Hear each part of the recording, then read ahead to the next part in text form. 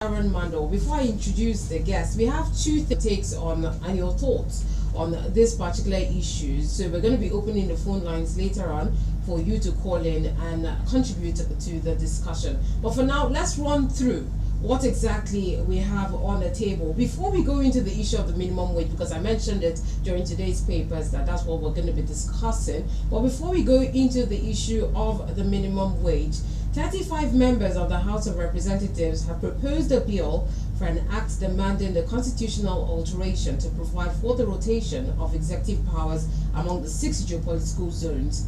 The lawmaker, led by Rep. Ikenga Ugochinyere, made the call while addressing a news conference at the National Assembly in Abuja yesterday.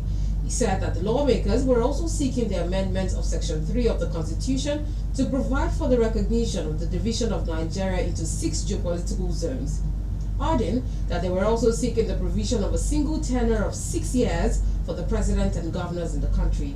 Ugochinyere said the bill would seek to amend the relevant sections of the Electoral Act to ensure that all elections at both federal and state levels were held at the same day, among others.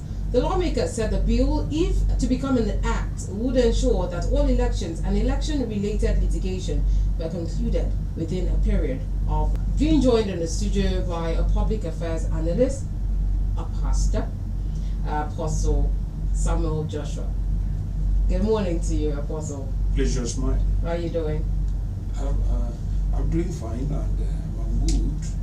But my problem is that a lot of Nigerians are not feeling good. It's all of us are not happy at all.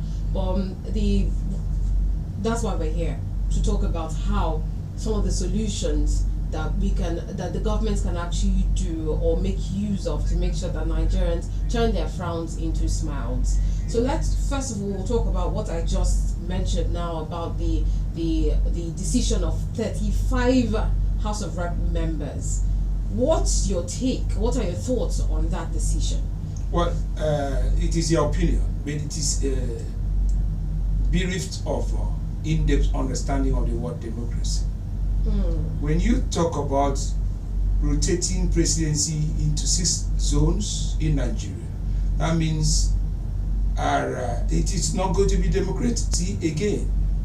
We see in America where George Bush Sr. was the president of America.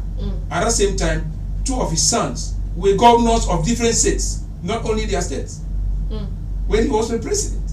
Then after leaving the seat, after that, the son came up. I don't know what